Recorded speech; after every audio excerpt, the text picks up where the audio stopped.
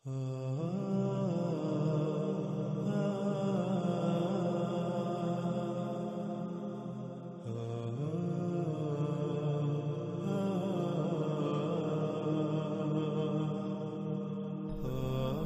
ناظرین، وہ تمام کے تمام انسان جو کھیتی باڑی سے تعلق رکھتے ہیں، جو کسان ہیں، وہ غور کریں کہ کیا انہوں نے دجال کو اپنا رب نہیں بنایا ہوا؟ کیا وہ نباتات اگانے کے لیے، فصلیں اگانے کے لیے اللہ سبحانہ و تعالیٰ پر، جس کا اللہ نے حکم دیا، یعنی فطرت پر انحصار کرتے ہیں، فطرت پر قائم ہیں، فطرت پر توکل کرتے ہیں، یا پھر وہ فصلیں اگانے کے لیے اسی ٹیکنالوجی پر، انہی ایجادات پر توکل کرتے ہیں؟ وہ زمین سے اگانے کے لیے کھادوں پر توکل کرتے ہیں، وہ زمین سے بہتر فصل کے لیے انہی ادویات پر، انہی سپرے اور طرح طرح کے کیمیکلز پر توکل کرتے ہیں؟ کیا وہ فطرتی بیج استعمال کرتے ہیں یا پھر جنیاتی بیج، جینیٹیکلی موڈیفائیڈ بیج، بہتر اور زیادہ پیداوار کے حصول کے لالچ میں؟ تو کیا آج آپ دجال کو اپنا رب نہیں بنا چکے؟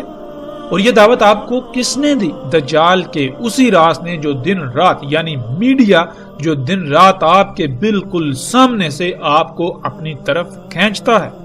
دجال کو اپنا رب بنانے کی دعوت دیتا ہے، وہ فطرت کی بجائے انہی مشینوں پر توکل کرنے کی دعوت دیتا ہے،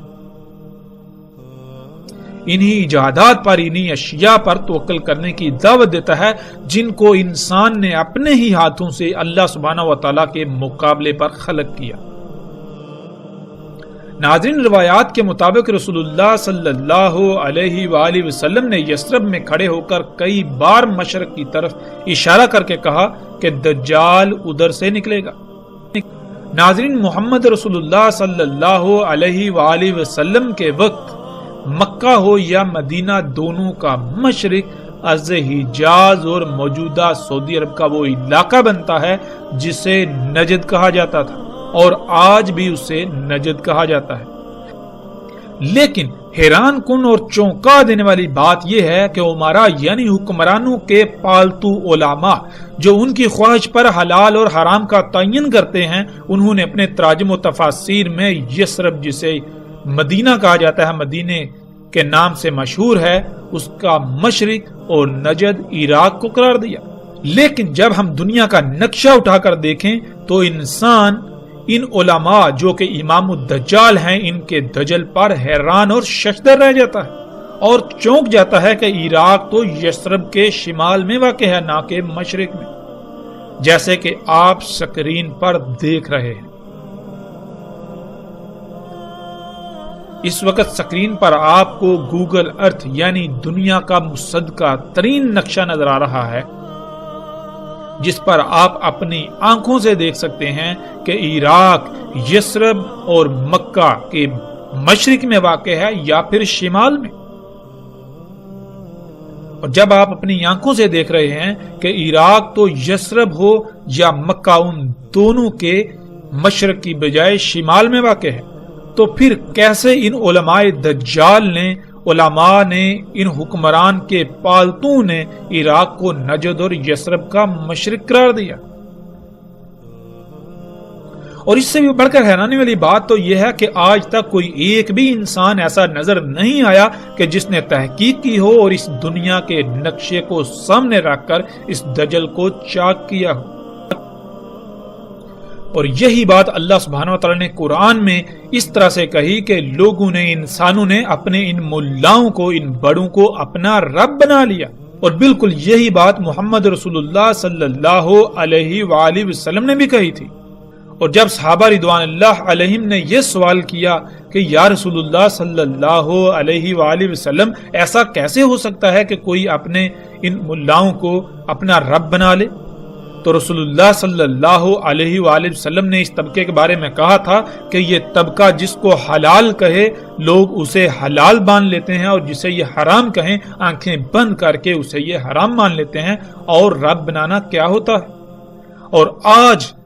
دنیا میں انسانوں کی اکثریت نے اپنے ان ملاؤں کو اپنا رب بنایا ہوا ہے۔ ہر لحاظ سے دینی معاملات میں، علم کے معاملات میں انہی پر انحصار اور انہی پر توکل کرتے ہیں۔ جس کو یہ حلال کہیں اس کو حلال جانتے ہیں، جس کو یہ حرام کہیں اس کو حرام جانتے ہیں۔ کوئی ایک بھی ایسا نظر نہیں آتا کہ جو غور و فکر کرے۔ اللہ سبحانہ و تعالیٰ نے قرآن میں بار بار غور و فکر کرنے کا حکم دیا۔ اللہ سبحانہ و تعالیٰ نے کہا ہم نے تمہیں آنکھیں، کان اور دل اس لیے دیے تاکہ تم ان سے غور و فکر کرو۔ جو تم ان آنکھوں سے ظاہر دیکھتے ہو، جو تم ان کانوں سے سنتے ہو، اس کے پیچھے کیا ہے، اس کے پیچھے جو بعد میں جو سامنے آئے گا اس کو پہلے جاننے کے لیے تاکہ تم آئندہ کا لاہ عمل طے کر لو، دل سے غور و فکر کرو۔ اور جو لوگ غور و فکر نہیں کرتے، آنکھوں کا، کانوں کا اور دل کا اس مقصد کے لیے استعمال نہیں کرتے، جن کی آنکھیں محض صرف دیکھنے کے لیے، کان صرف سننے کے لیے اور دل صرف خون کو پمپ کرنے کے لیے ہیں، گویا کہ وہ چوپائے ہیں۔ ان کو اللہ سبحانہ وتعالی نے قرآن کے ایک مقام پر چوپائے قرار دیا، دوسرے پر اندھے قرار دیا، تیسرے پر اموات قرار دیا اور چوتھے پر قبروں میں قرار دیا۔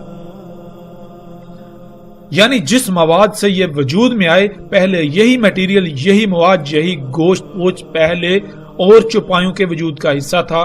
وہی مواد، وہی میٹیریل، وہی گوشت اب اس چارپائی کی صورت میں موجود ہے۔ ان میں اور اس میں کوئی فرق نہیں، اور اگر کوئی شے فرق کرتی ہے تو وہ یہی کہ غور و فکر کیا جائے۔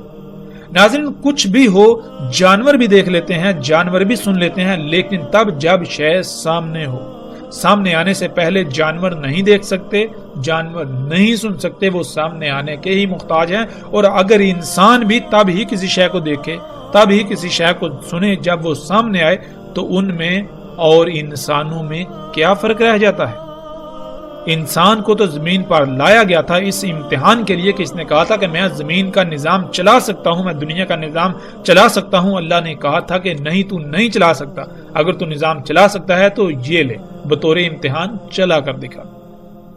اور اس زمین کا نظام چلانے کے لیے کیا فائدہ مند ہے، کیا نقصان دہ ہے، اس کو جاننے کے لیے غور و فکر کرنا ہی باقی مخلوقات سے امتیاز کرتا ہے۔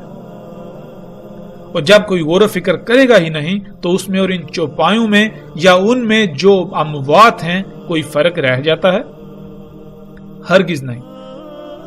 لیکن سب سے حیران کن اور چونکا دینے والی لرزہ خیز بات یہ ہے کہ یہی ملا جن کو لوگ اپنے سروں پر بٹھائے ہوئے ہیں، یہ کہتے ہیں کہ تحقیق سے کام نہ لو، عقل سے نہیں بلکہ نقل سے کام لیا جائے۔ یعنی جو ہمارے آباء و اجداد نے ہمارے لیے لکھ کر چھوڑ دیا، صرف اور صرف اسی پر اکتفا کرو، اس سے آگے تم اپنی عقل نہیں دوڑا سکتے، تم غور و فکر نہیں کر سکتے۔ اگر تم غور و فکر کرو گے تو گمراہ ہو جاؤ گے، نئی نئی راہیں ایجاد کر بیٹھو گے۔ تو نعوذ باللہ، کیا اللہ سبحانہ و تعالیٰ نے جو قرآن میں یہ تمام کی تمام آیات بیان کی، ان کو نکال کر باہر پھینک دیا جائے؟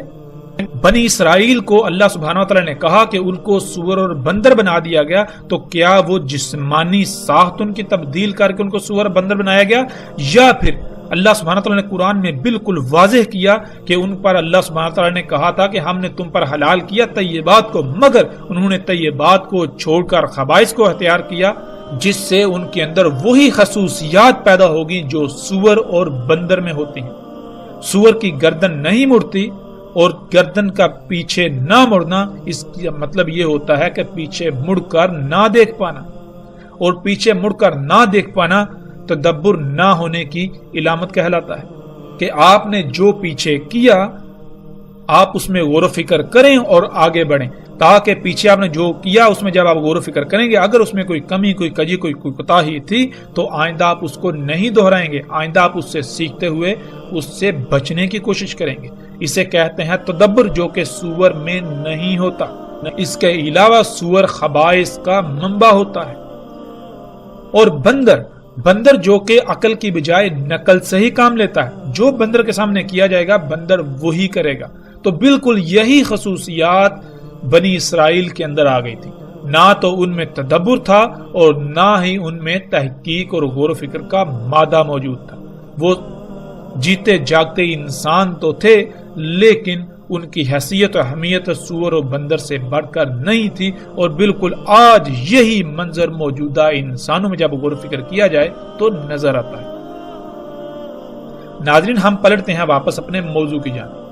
ناظرین جیسے جیسے ہم آگے بڑھیں گے تو آگے رسول اللہ صلی اللہ علیہ وآلہ وسلم کے ایسے الفاظ بھی آئیں گے جن میں رسول اللہ صلی اللہ علیہ وسلم نے یہ کہا تھا. روایات کے مطابق رسول اللہ صلی اللہ علیہ وآلہ وسلم نے یثرب میں کھڑے ہو کر کئی بار مشرق کی طرف اشارہ کر کے کہا کہ دجال ادھر سے نکلے گا. مکہ ہو یا مدینہ دونوں کا مشرق ارض حجاز اور موجودہ سعودی عرب کا وہ علاقہ بنتا ہے جسے نجد کہا جاتا تھا اور آج بھی نجد کہا جاتا ہے. ناظرین جیسے جیسے ہم آگے بڑھیں گے تو آگے ایسی روایات آئیں گی جن میں رسول اللہ صلی اللہ علیہ وآلہ وسلم کے ایسے الفاظ ملیں گے کہ رسول اللہ صلی اللہ علیہ وسلم نے کہا کہ دجال اس زمین سے نکلے گا جس میں اگانے کی صلاحیت رکھنے والے، زمین کو اگانے پر مجبور کرنے والے عناصر یعنی کھادیں اور کیمیکلز وغیرہ ڈالے جائیں گے. اس زمین سے جو نکلے گا یعنی جو نباتات نکلیں گی وہ دجال ہوگا. جو فصل ایسی زمین اگائے گی وہ فصل دجال ہوگی. یعنی کھاد اور کیمیکل سے اگائی جانے والی فصلوں کا ظاہری پہلو تو بہت زبردست اور دل لبا دینے والا ہوگا، لیکن اس کا دوسرا باطنی پہلو بیماریوں، خامیوں، نقائص سے بھرپور ہوگا. اور یہی تو دجال ہے. یعنی انسان ان فصلوں کو جو کہ بہت زیادہ تعداد میں بہت دل لبا دینے والی ہوں گی انہیں اپنے لیے مسیح، اپنے لیے فائدہ مند سمجھیں گے، مگر حقیقت یہ ہوگی کہ ان فصلوں کو کھانے والے انسانوں میں طرح طرح کی بیماریاں اور طرح طرح کی مصیبتوں کا انہیں سامنا کرنا پڑے گا. انسان کے جسم میں اللہ سبحانہ وتعالیٰ کا قائم کردہ توازن بگڑ جائے گا. ظاہر ہے جب اللہ سبحانہ وتعالیٰ نے اس جسم کو خلق کیا تو اللہ سبحانہ وتعالیٰ ہی کو علم ہے کہ اس جسم میں تمام کے تمام مخلوقات کی ضروریات کیا ہیں، ان کی ضروریات کا معیار اور مقدار کیا ہے. تو جب تک ہم اللہ سبحانہ وتعالیٰ پر ہی توکل کریں گے تو تب تک ہمارے جسم کا توازن برقرار رہے گا. اور جب ہم اس پر توکل کریں گے جسے یہ علم ہی نہیں کہ اس جسم کو کیسے خلق کیا گیا، جس جسم کی پیچیدگیوں کے بارے میں علم ہی نہیں رکھتا، تو لا محالہ ہم اس جسم میں قائم توازن کو بگاڑ دیں گے جسے ہم بیماریوں کا نام دیتے ہیں. تو ناظرین آج حیران کن طور پر یثرب جسے مدینہ کہا جاتا ہے یا مکہ ان دونوں کا مشرق جس کی طرف محمد رسول اللہ صلی اللہ علیہ وآلہ وسلم نے اشارہ کر کے کہا تھا کہ ادھر سے دجال نکلے گا، تو ان دونوں کا مشرق اس وقت اور موجودہ نجد کا خطہ بنتا ہے جسے آپ سکرین پر دیکھ رہے ہیں. ناظرین مکہ و یثرب کے مشرق میں سعودی عرب کا 2000 کلومیٹر سے زائد لمبائی پر مشتمل لاکھوں مربع کلومیٹر صحرا سرسبز و شاداب باغات میں تبدیل ہو چکا ہے. آپ کو گول دائروں میں ہزاروں کھیت نظر آئیں گے اور ہر کھیت کا قطر اوسطاً 1 کلومیٹر ہے. یہ سب اسی ٹیکنالوجی سے ممکن ہوا اور اسی کو رسول اللہ صلی اللہ علیہ وآلہ وسلم نے دجال کہا. اور جیسے ہی ہم آگے بڑھیں گے تو ہمیں رسول اللہ صلی اللہ علیہ وآلہ وسلم کے یہ الفاظ بھی ملیں گے کہ دجال عرب کے جو صحرا ہیں انہیں سرسبز و شاداب باغات میں بدل دے گا. اور یہ سب کچھ آج آپ اپنی آنکھوں سے ہوتا ہوا دیکھ رہے ہیں. سعودی عرب میں یہ لاکھوں مربع کلومیٹر پر مشتمل رقبہ جس سے جو فصلیں حاصل کی جا رہی ہیں وہ سب کا سب دجال ہے. وہ تمام کی تمام فصلیں دجال ہیں. یعنی وہ ظاہراً تو بہت خوشنما ہیں لیکن ان فصلوں کو کھانے والے جاندار ہوں یا انسان یا وہ حشرات ہوں وہ سب کے سب طرح طرح کی بیماریوں کا شکار ہو رہے ہیں. ان مخلوقات کا ایک ظاہری پہلو تو خوشنما ہے لیکن ان کا جو باطنی پہلو ہے وہ ہر لحاظ سے عیب زدہ ہے. اور ناظرین وہ طبقہ جس طبقے کو رسول اللہ صلی اللہ علیہ وآلہ وسلم نے آسمانوں کے نیچے بدترین مخلوق قرار دیا، یہی علماء دجال جن کے دجل کی اصل حقیقت آپ تصاویر میں دیکھ رہے ہیں. آج تک شمال کو مشرق بنا کر پیش کیا جاتا رہا. رسول اللہ صلی اللہ علیہ وآلہ وسلم نے مکہ و یثرب کے مشرق والی زمین سے دجال کے نکلنے کا بتایا تو انہی علماء دجال نے حکمرانوں کے پالتو نے اس کو عراق بنا دیا کہ مشرق میں عراق واقع ہے، حالانکہ مشرق میں سعودی عرب کا نجد ہے نہ کہ عراق. عراق تو سعودی عرب کے شمال میں واقع ہے، اور سکرین پر نظر آنے والی تصاویر میں آپ یہ سب اپنی آنکھوں سے دیکھ رہے ہیں۔ ناظرین، جس روایت پر ہم بات کر رہے تھے واپس پلٹتے ہیں اسی کی طرف، اس کے اگلے حصے کی طرف۔ اس کے اگلے حصے میں رسول اللہ صلی اللہ علیہ وآلہ وسلم نے کہا، اور زمین کو امر کرے گا پس وہ اگائے گی، پس ان پر طاقتور سپرے کرے گا، وہ فصلیں اور جانور وغیرہ جلدی بڑے ہو جائیں گے۔ نہیں تھا ان کے لیے کیا گیا اتنا جلدی بڑا ہونا، اور ضرورت سے زیادہ ان کے تھن دودھ سے بھر جائیں گے اور محدود وقت میں شکم بار ہو جائیں گے۔ ناظرین، رسول اللہ صلی اللہ علیہ وآلہ وسلم کے الفاظ کے عین مطابق آج ٹیکنالوجی زمین کو حکم دیتی ہے تو زمین اگاتی ہے، اور ان فصلوں پر طرح طرح کے کیمیکلز کی سپرے کی جاتی ہے، جس سے وہ فصلیں اپنے وقت سے بہت پہلے جلدی بڑی ہو جاتی ہیں، اور ان فصلوں اور ایسی خوراکوں اور ایسے اجزاء کو کھانے والے جانوروں کے تھن حد سے زیادہ دودھ سے بھر جاتے ہیں، اور انہی فصلوں کو کھا کر جانور موٹے تازے ہو جاتے ہیں۔ یہ سب کچھ آج ہم اپنی آنکھوں سے ہوتا ہوا دیکھ رہے ہیں۔ نہ صرف ہوتا ہوا دیکھ رہے ہیں بلکہ ہم خود بھی اسی ٹیکنالوجی کو اپنا رب بنائے ہوئے یہی سب کچھ کر رہے ہیں۔ ناظرین، غور و فکر کریں کہ کیا آج آپ بھی یہ سب کچھ نہیں کر رہے؟ اگر آپ یہ سب کچھ کر رہے ہیں تو پھر آپ دجال کو اپنا رب بنائے ہوئے ہیں، آپ دجال کے فتنے کا شکار ہیں۔ ناظرین، کھادوں سے، ان کیمیکل سے، ان سپرے سے جو فصلیں اگتی ہیں وہ دیکھنے میں بہت بھلی لگتی ہیں، لیکن یہ صرف ظاہراً اچھی ہیں، مگر ان کا باطن لا تعداد بیماریوں سے بھرا پڑا ہے۔ یہی تو دجل ہے کہ ہر کوئی انہیں دیکھ کر اپناتا ہے، حاصل کرتا ہے، دیکھنے میں یہ سب بہت اچھا لگتا ہے، لیکن جب یہی انسان اور جانور کھاتے ہیں تو وہ مفلوج ہو جاتے ہیں، ان کو طرح طرح کی بیماریاں لاحق ہو جاتی ہیں، بچے وقت سے پہلے بالغ ہو جاتے ہیں، انسانوں کی عمریں کم ہو جاتی ہیں، جسم کمزور ہو جاتے ہیں، طرح طرح کی بیماریوں کا شکار ہو جاتے ہیں۔ بالکل اسی طرح دودھ تو زیادہ حاصل کر لیا جاتا ہے، لیکن ان غیر فطری طریقوں سے دجال پر توکل کرنے سے حاصل شدہ ہر شے کا ظاہری پہلو تو بہت خوشنما ہوتا ہے، لیکن اس کا باطن محض زہر ہی ہوتا ہے۔ یہی وہ دجل ہے آج جس کا ہر کوئی شکار نظر آتا ہے، اور کوئی بھی اسے پہچان نہیں پا رہا اور نہ ہی پہچاننا چاہتا ہے۔ اور ناظرین، غور کریں، وہ لوگ جو کسان ہیں، جو برصغیر سے تعلق رکھتے ہیں، کہ سن 2000 کے آس پاس کی بات ہے کہ جانوروں کو ایک نئی بیماری کا سامنا کرنا پڑا کہ دیکھتے ہی دیکھتے جانور کو سانس کی پرابلم ہوتی، اس کے منہ سے جھاگ نکلنا شروع ہو جاتی، 1 2 زیادہ سے زیادہ 3 اور 4 دن کے اندر اندر جانور کی موت ہو جاتی، وہ کھانا پینا چھوڑ دیتا، اس کو سانس بھی بہت مشکل سے آتی، سانس لینے میں انتہائی مشکل کا سامنا کرنا پڑتا، یہاں تک کہ جب وہ سانس لیتا تو اس کے گلے سے غرارے کی آواز آتی، جیسے کہ اس کے گلے سے سانس انتہائی مشکل سے گزر پا رہی ہے۔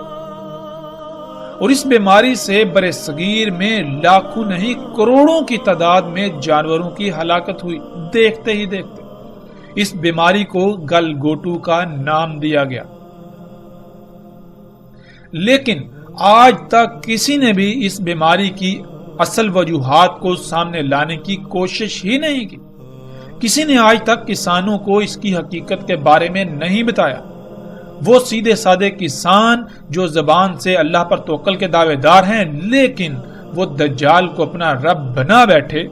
انہیں اس بات کا شعور اور علم ہی نہیں کہ یہ سب اسی دجال کی وجہ سے ہوا۔ انہوں نے اپنے اس نقصان کی ذمہ داری، اپنے جانوروں کی موت کی ذمہ داری اللہ کے اوپر ڈال دی کہ یہ سب اللہ کا کیا ہوا ہے، یہ سب اللہ کی مرضی سے ہوا ہے، حالانکہ یہ اللہ کے اوپر بہت بڑا بہتان ہے۔ اللہ سبحان ہے، اللہ ایسی تمام کی تمام نیگیٹیوٹی سے پاک ہے، اللہ کے لیے ہے ہی حمد، تو کیسے اس چیز میں حمد ہو سکتی ہے؟ جس میں خامیاں، خرابیاں اور کوتاہیاں ہوں، کجیاں ہوں۔ اللہ کہتا ہے میں اپنے کسی کام میں کوئی کجی نہیں چھوڑتا، کوئی عیب نہیں چھوڑتا، کسی قسم کی کوئی لاپرواہی نہیں کرتا، کوئی کوتاہی نہیں کرتا۔ میری ہر خلق، ہر شے، میرا ہر کام ہر لحاظ سے پرفیکٹ ہوتا ہے، اس میں حمد ہوتی ہے۔ تو ہم نے کیسے یہ جرت کی کہ اس اتنے بڑے الزام کو اللہ سبحانہ تعالیٰ کے اوپر عائد کرنے کی؟ اور ناظرین، حقیقت کیا ہے؟ ناظرین، حقیقت یہ ہے کہ سن 2000 کے آس پاس بر صغیر میں پہلی بار وہ سپرے مارکیٹ میں آئے، وہ سپرے مارکیٹ میں لائے گئے جنہیں آج فصلوں پر چھڑکا جاتا ہے۔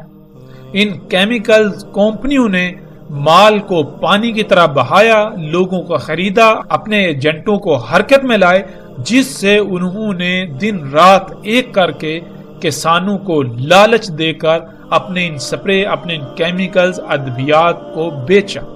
جب کسانوں نے ان ادویات کا، ان کیمیکلز کا بذریعہ سپرے اپنی فصلوں پر استعمال کیا تو فضا زہر آلود ہو گئی۔ وہ زہر آلود فضا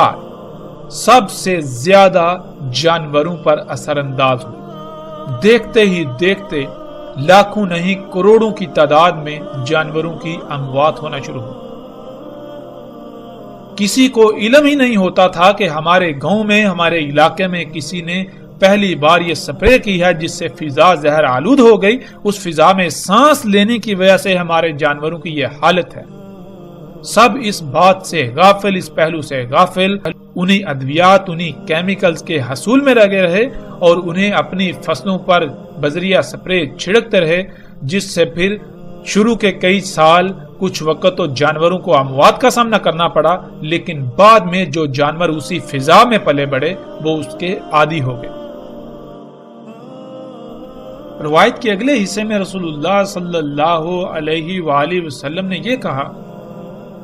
پھر آئے گا ایک قوم کے پاس، یعنی لوگوں کے پاس انہیں دعوت دے گا، پس وہ پھیر دیں گے اس پر اس کے قول کو، پس وہ لوٹ جائے گا، پس وہ بنجر ہو جائے گی، کچھ بھی نہیں آئے گا ان کے اموال میں سے ان کے ہاتھوں میں، یعنی وہ دجال کے حکم کے بغیر اگائیں گے تو کچھ بھی نہیں اگے گا، جیسے کہ زمین بنجر ہوتی، یوں ان کے اموال سے کوئی شے ان کے ہاتھ میں نہیں رہے گی۔ جب زمین دجال کے حکم یعنی کھادوں وغیرہ اور مصنوعی بیجوں کے بغیر کچھ اگائے گی نہیں تو پھر ظاہر ہے ان کے اموال بھی ختم ہو جائیں گے، نہ ہونے کے برابر ہو جائیں گے، انہیں دنیاوی لحاظ سے خسارے کا سامنا کرنا پڑے گا۔ جانور دودھ وغیرہ نہ ہونے کے برابر دیں گے، بلکہ ان کے جانور زندہ ہی بمشکل رہیں گے۔ ناظرین، آپ آج یہ سب اپنی آنکھوں سے دیکھ رہے ہیں کہ دجال دعوت دیتا ہے، یعنی میڈیا پر کمرشلز آتی ہیں، ایڈورٹائزمنٹس آتی ہیں، جن میں طرح طرح کے مصنوعی بیجوں کی طرف دعوت دی جاتی ہے اور زیادہ اور دل لبا دینے والی پیداوار حاصل کرنے کے لیے کھادوں کے استعمال کی طرف دعوت دی جاتی ہے، یعنی یہ کہ ٹیکنالوجی کو اپنا رب بنانے کی دعوت دی جاتی ہے۔ اپنی ضروریات کو پورا کرنے کے لیے، اپنی ضروریات کو وجود میں لانے کے لیے انہی مشینوں، انہی اشیاء، اسی ٹیکنالوجی پر توکل کر دیں، اسی پر انحصار کرنے کی دعوت دی جاتی ہے۔ اور جو لوگ اس دعوت پر ایمان لاتے ہیں، اس دعوت کو یعنی میڈیا کی ان باتوں کو تسلیم کرتے ہوئے عمل کرتے ہیں، ٹیکنالوجی کو اپنا رب بناتے ہیں، تو ان کے کھیت حد سے زیادہ پیداوار دیتے ہیں، ان کے جانور حد سے زیادہ دودھ دیتے ہیں، ان کے جانوروں کی کوکھیں محدود وقت میں بڑھ جاتی ہیں، وہ خوشحال نظر آتے ہیں۔ لیکن جو لوگ جان جاتے ہیں کہ یہ سب دجل ہے، بے شک دیکھنے میں یہ سب اچھا ہے لیکن یہ صرف اور صرف فساد ہے، اس طرح حاصل کر کے جو کچھ بھی استعمال کیا جائے گا اس کا انتہائی درجے کا نقصان ہے۔ ہر شے ابدار ہوگی، بیماریاں بڑھیں گی، بچے معذور اور مفلوج پیدا ہوں گے، اسی طرح ہر شے میں نقائص و خرابیاں پیدا ہو جائیں گی۔ تو وہ لوگ ٹیکنالوجی کو رب بنانے کے بجائے فطرت پر انحصار کرتے ہوئے جب قدرتی بیج استعمال کرتے ہیں اور کھادوں کے بغیر، اس ٹیکنالوجی کے بغیر اگاتے ہیں، بارشوں پر انحصار کرتے ہیں، تو نتیجہ یہ نکلتا ہے کہ گویا ان کی زمین بنجر ہے، کچھ بھی نہیں اگتا، اور پھر ایسے حالات میں دنیا جہنم سے کم نہیں رہ جاتی۔ ایسے حالات میں پھر ثابت قدم رہنا انتہائی مشکل ہو جاتا ہے، اور اسی کا رسول اللہ صلی اللہ علیہ وآلہ وسلم نے حکم دیا تھا کہ اے اللہ کے غلاموں، یعنی اے وہ لوگوں جو اس وقت اس دوران اللہ کی غلامی کر رہے ہوگے، ڈٹے رہنا، اللہ کی غلامی پر ثابت رہنا۔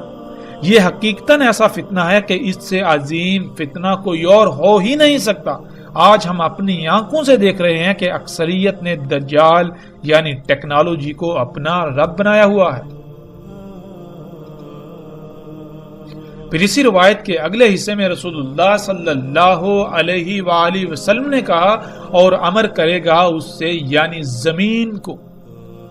اپنے ان آلات کے ذریعے جن آلات سے زمین کو پھاڑا جاتا ہے، زمین میں سوراخ نکالے جاتے ہیں،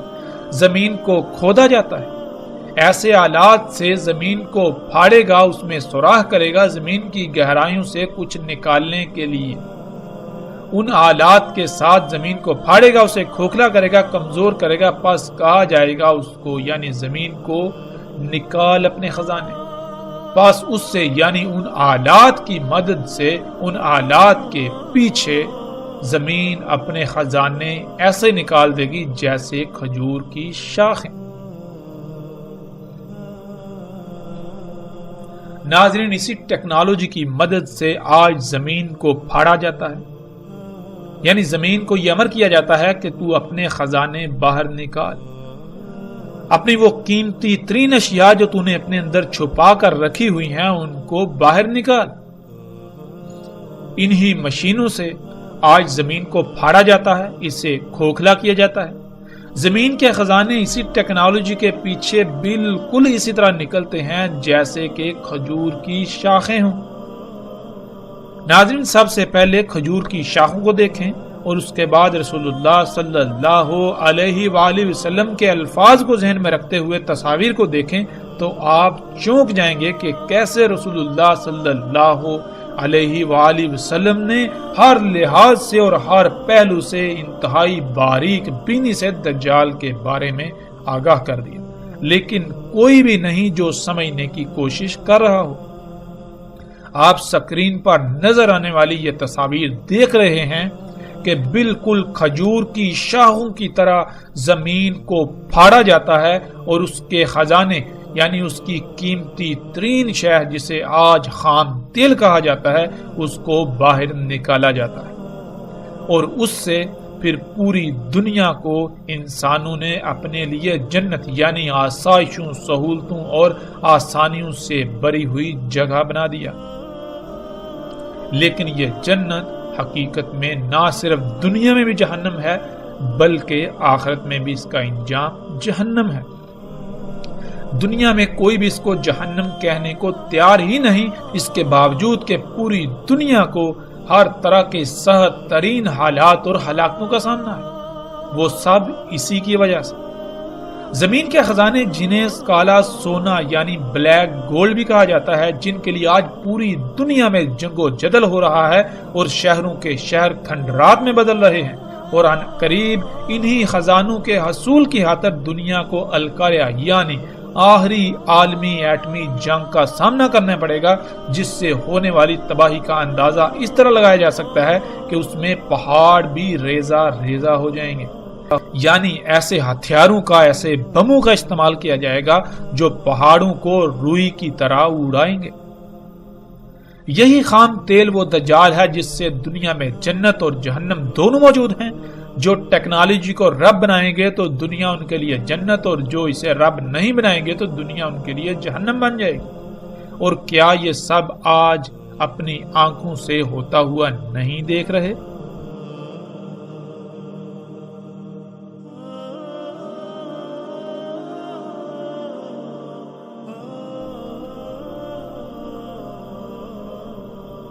بلا شک و شبہ آج ہم یہ سب اپنی آنکھوں سے ہوتا ہوا دیکھ رہے ہیں۔ اس کے باوجود اگر ہم حقائق سے آنکھیں چرانا چاہتے ہیں، آنکھیں بند کر کے انہی طرح طرح کی کہانیوں کو سننا چاہتے ہیں، انہی کو تسلیم کرنا چاہتے ہیں، محظوظ ہونا چاہتے ہیں، تو فیصلہ ہمارے ہاتھ میں ہے۔ ہم چاہیں تو آنکھوں نظر آتا حق اسے تسلیم کریں اور عملاً میدان میں اتریں، اور اگر چاہیں تو ہم حق سے آنکھیں بند کر کے دین کو قصے و کہانیوں کا نام دیتے ہوئے انہیں قصے و کہانیوں سے محظوظ ہوتے رہیں، اور اس طبقے کو جو اپنے کو علماء کہلاتا ہے اسے سر پر بٹھائے ہوئے اس کو اپنا رب بنائے رہیں۔ رسول اللہ صلی اللہ علیہ وآلہ وسلم نے کہا، دجال نکلے گا زمین سے مشرق سے، کہا جائے گا اسے خراسان، یعنی مشرق میں خراسان نامی زمین کے ساتھ جو علاقہ ہوگا، جو خطے ہوں گے، وہاں سے دجال نکلے گا۔ اس کی اتباع کرنے والی اقوام کے چہرے چپٹے ہوں گے، تہ دار۔ ناظرین، رسول اللہ صلی اللہ علیہ وآلہ وسلم کے الفاظ کے عین مطابق آج خراسان کی زمین کے ساتھ جو علاقے ہیں، جنہیں چین، جاپان اور تائیوان وغیرہ کہا جاتا ہے، وہی دجال یعنی ٹیکنالوجی تیار ہو کر نکل رہی ہے، اور اس کی اتباع یعنی اس کے پیچھے، ان ایجادات، اس دجال کے پیچھے جو اقوام ہیں وہ بالکل وہی قومیں ہیں جن کے چہرے چپٹے ہیں، جیسا کہ سکرین پر نظر آنے والی تصاویر میں آپ دیکھ سکتے ہیں۔ اور آج ٹیکنالوجی کا ایک بڑا حصہ یہیں سے تیار ہو کر پوری دنیا میں پھیلتا ہے۔ یہ دجال یہیں اسی خطے میں تیار ہوتا ہے اور پھر یہیں سے پوری دنیا میں جاتا ہے۔ یہ طرح طرح کی ایجادات، یہ مشینیں، یہ انسان کے اپنے ہی ہاتھوں سے خلق کردہ اللہ کے مقابلے پر اشیاء، یہ یہیں پر خلق ہوتی ہیں، اور ان کے پیچھے یہی قومیں جن کے چہرے چپٹے ہیں جیسے کہ تہ دار ہوں۔ ناظرین، بغیر کسی شک و شبے کے آج دنیا کے مشرق سے یہ ٹیکنالوجی نکل رہی ہے، اور وہ قومیں اس دجل کی تباہ میں اسے خلق کر رہی ہیں، جس کی نشاندہی محمد رسول اللہ صلی اللہ علیہ وآلہ وسلم نے آج سے 14 صدیاں پہلے ہی کر دی تھی۔ دنیا کے مشرق میں چین، تائیوان، جاپان وغیرہ ہیں، اور انہی ممالک سے ٹیکنالوجی وجود میں آ کر پوری دنیا میں پھیلتی ہے، خواہ وہ گاڑیاں ہوں، الیکٹرانکس کا سامان ہو، یا آج کے دور میں جنہیں ہم مصنوعات کا نام دیتے ہیں۔ سب کا سب آج انہی ممالک بالخصوص چین میں خلق کیا جا رہا ہے، اور ان لوگوں کے چہرے بھی بالکل رسول اللہ صلی اللہ علیہ وآلہ وسلم کے بتائے ہوئے الفاظ کے عین مطابق چپٹے ہیں، اور اسی طرح ان کی ناکیں بھی چپٹی ہیں۔ پوری دنیا میں جو فصلیں اگائی جا رہی ہیں ان کے بیج بھی یہیں پر تیار کیے جا رہے ہیں، یہیں پر خلق کیے جا رہے ہیں، بیجوں میں یہیں پر مداخلت کی جا رہی ہے۔ یہی چپٹے چہروں والی قومیں اس سب کے پیچھے ہیں، اس سب کو کر رہی ہے۔ رسول اللہ صلی اللہ علیہ وآلہ وسلم نے کہا کہ اس میں کچھ شک نہیں، وہ یعنی دجال شام اور عراق کے درمیان خالی جگہ سے، یعنی جہاں آبادی وغیرہ کچھ بھی نہیں، خالی میدانی یا صحرائی علاقے ہیں، وہاں سے نکلے گا۔ ناظرین، پیچھے بھی سرحد سے گزر چکا اور آگے بھی آئے گا کہ زمین کا خون یعنی زمین سے نکلنے والا خام تیل دجال ہے۔ اسی سے دنیا جنت اور جہنم بنی ہوئی ہے، اور خام تیل بالکل انہی مقامات سے نکل رہا ہے جہاں سے رسول اللہ صلی اللہ علیہ وآلہ وسلم نے کہا، یعنی شام اور عراق کے درمیان خالی جگہوں سے، جو کہ صحرائی علاقے ہیں، میدانی علاقے ہیں، اور سکرین پر نظر آنے والی تصاویر میں آپ دیکھ سکتے ہیں۔ رسول اللہ صلی اللہ علیہ وآلہ وسلم نے کہا، اس میں کچھ شک نہیں، وہ یعنی دجال شام کے سمندر میں ہے یا یمن کے سمندر میں، نہیں بلکہ مشرق کی سمت سے، نہیں وہ مشرق کی طرف سے، نہیں وہ مشرق کی طرف سے، اور اپنے ہاتھ سے مشرق کی طرف اشارہ کیا۔ ناظرین، آج اگر ہم بحر شام کو دیکھیں تو وہاں ٹیکنالوجی سے لیس گدھے بحر شام میں کھڑے ہیں، اور بحر یمن میں بھی، جہاں سے دجال یعنی یہ ٹیکنالوجی مومنوں پر حملہ آور ہے۔ اور جیسا کہ پیچھے گزر چکا، دجال یعنی ٹیکنالوجی مشرق سے ہی نکل رہی ہے، روایت کا ایک ایک لفظ اس بات پر پورا اترتا ہے۔ رسول اللہ صلی اللہ علیہ وآلہ وسلم کا یہ فرمانا کہ وہ بحر شام میں ہے، پھر یمن میں کہنا اور پھر یہ کہنا کہ نہیں بلکہ مشرق سے نکلے گا، اس کا مطلب ہرگز یہ نہیں ہے کہ رسول اللہ صلی اللہ علیہ وآلہ وسلم خود ہی ایک بات کر کے اس کی تردید کر رہے ہیں، بلکہ یہ وقت پر منحصر ہے کہ ایک وقت میں ایک جگہ سے نکل رہا ہے، پھر دوسرے وقت میں دوسری جگہ سے، اسی طرح کسی تیسری جگہ سے۔ عربی کا اسلوب ہی یہی ہے کہ جب ایسا معاملہ ہو تو بات ایسے ہی کی جاتی ہے۔ اور آج حیران کن طور پر جن جن جگہوں کی رسول اللہ صلی اللہ علیہ وآلہ وسلم نے نشاندہی کی، وہیں ان جگہوں سے یہ دجال نکل رہا ہے، یہ سب کچھ نکل رہا ہے۔ وہ تمام کی تمام اشیاء جنہیں انسان اپنے لیے مسیحا سمجھتا ہے، لیکن حقیقتاً وہ مسیحا نہیں، حقیقتاً وہ یہ دجل ہے۔ پوری دنیا کو تباہیوں ہلاکتوں کا اسی کی وجہ سے سامنا کرنا پڑ رہا ہے، پوری دنیا میں اسی کی وجہ سے فساد ہے۔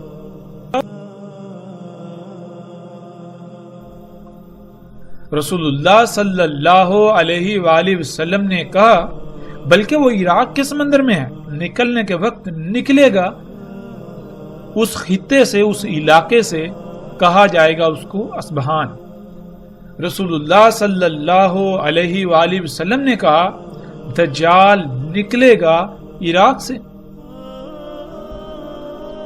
ناظرین، روایات میں ان مقامات کے علاوہ بھی کچھ مقامات کا ذکر آیا ہے، اور جن مقامات کا ذکر آیا ہے بالکل انہی مقامات سے آج خام تیل نکل رہا ہے، جس سے دنیا آج جنت اور جہنم کا منظر پیش کر رہی ہے۔ اسی خام تیل سے تمام کے تمام مصنوعات بن رہی ہیں، اور اسی خام تیل سے آگ و بارود بن رہا ہے۔ جو اس ٹیکنالوجی کو یعنی دجال پر ایمان لاتے ہیں ان کے لیے دنیا جنت بن چکی ہے، اور جو اس پر ایمان نہیں لاتے بلکہ اللہ کو اپنا رب بناتے ہیں یعنی فطرت پر توکل کرتے ہیں، تو ان کے لیے اس دنیا میں کچھ بھی نہیں سوائے آگ و بارود کے، سوائے سختیوں کے،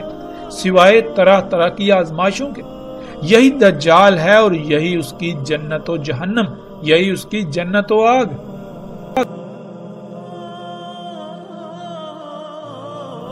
رسول اللہ صلی اللہ علیہ وآلہ وسلم نے کہا اس میں کچھ شک نہیں، ٹھیک کرے گا پیدائشی اندھے کو اور برس یعنی جزام کوڑ کے مریضوں کو، اور حیات دے گا موت کو، اور کہے گا انسانوں کو میں تمہارا رب ہوں،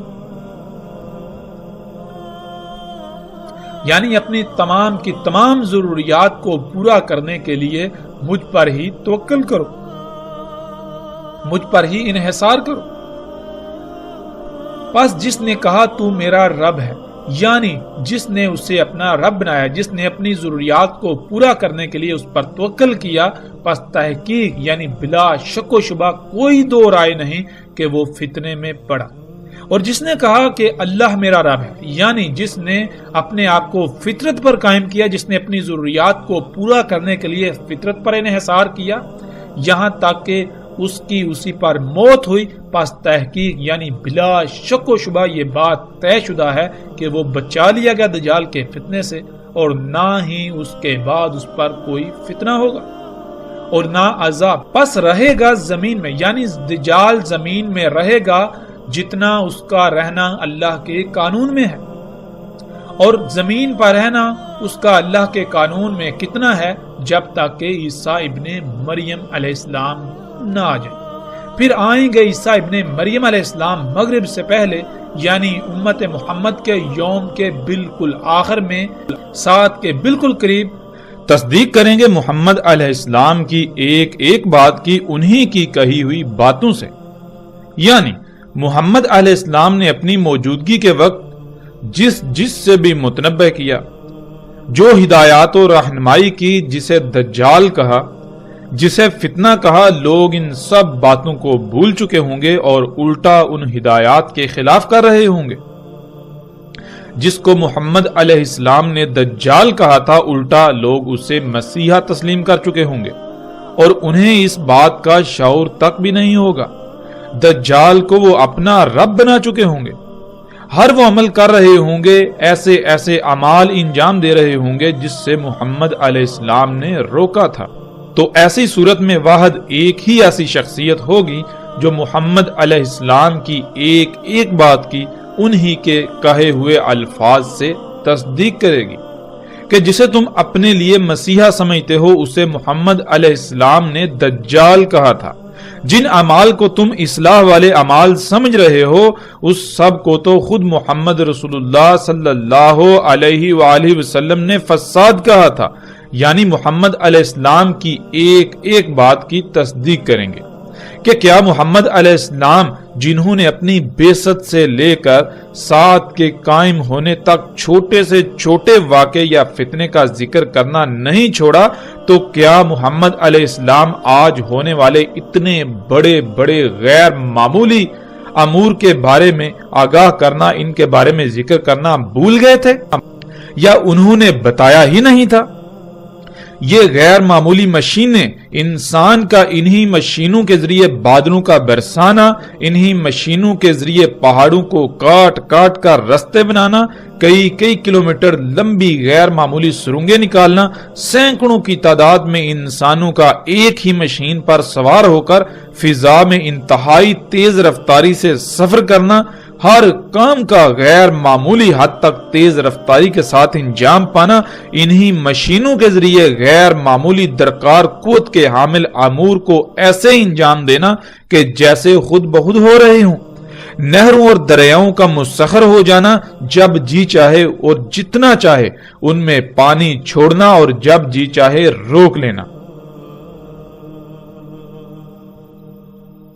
زمین سے اپنی مرضی کے مطابق غیر معمولی طور پر کم وقت میں اور کئی گنا زیادہ فصلیں اگانا، ہر طرح کی فصلیں جو سال میں کسی مخصوص خطے اور مخصوص موسم و آب و ہوا میں ایک ہی بار اگتی تھی، انہیں پورے سال میں کہیں بھی اور کسی بھی موسم میں اگانا، یہاں تک کہ ایسے ایسے غیر معمولی امور انجام پا رہے ہیں، اور وہ سب کچھ آج ہو رہا ہے کہ اگر کوئی چند صدیاں پہلے کا شخص اس دنیا میں واپس آئے تو اسے یہ یقین ہی نہیں ہوگا کہ وہ اسی دنیا میں واپس آیا ہے جہاں وہ پہلے تھا،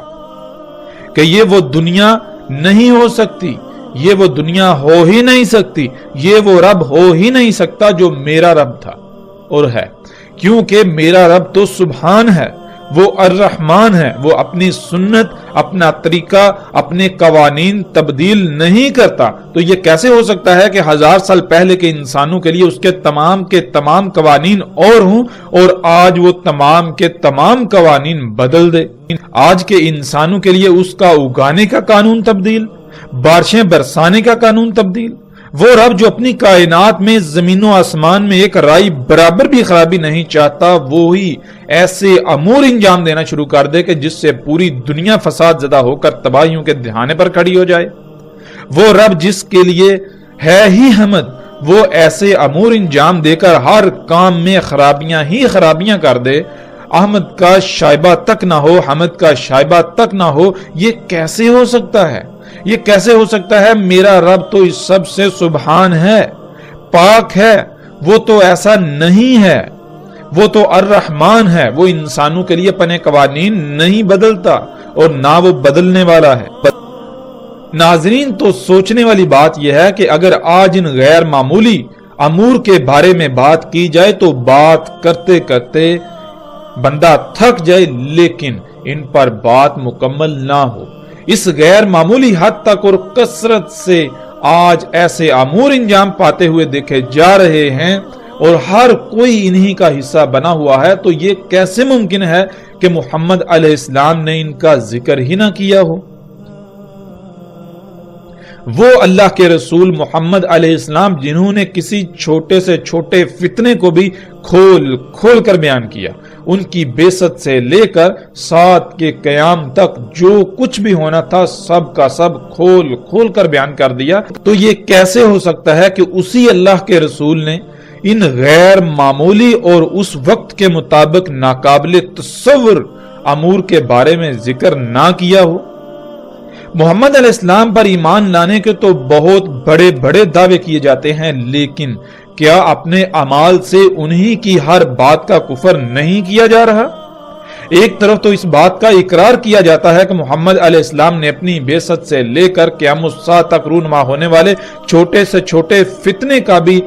ذکر کرنا نہیں چھوڑا اور دوسری طرف یہ تسلیم کرنے کو تیار ہی نہیں کہ آج اتنے بڑے بڑے غیر معمولی امور کے بارے میں کچھ بتایا ہو۔ محمد علیہ السلام نے سب کچھ بتایا، لیکن لوگ وہی کریں گے جو پہلی قوموں نے کیا، اور وہی ہوا۔ تو ایسی صورت میں محمد علیہ السلام نے کہا تھا کہ واحد ایک ہی شخصیت ہوگی جو میری ایک ایک بات کی میرے ہی کہے ہوئے الفاظ سے تصدیق کرے گی، اور وہ عیسیٰ ابن مریم علیہ السلام ہوں گے۔ تصدیق کریں گے محمد علیہ السلام کے ساتھ اور ان کی ملت پر ہوں گے، پس قتل کریں گے دجال کو، پھر اس میں کچھ شک نہیں، جو ہے وہ 7 کا قیام ہوگا۔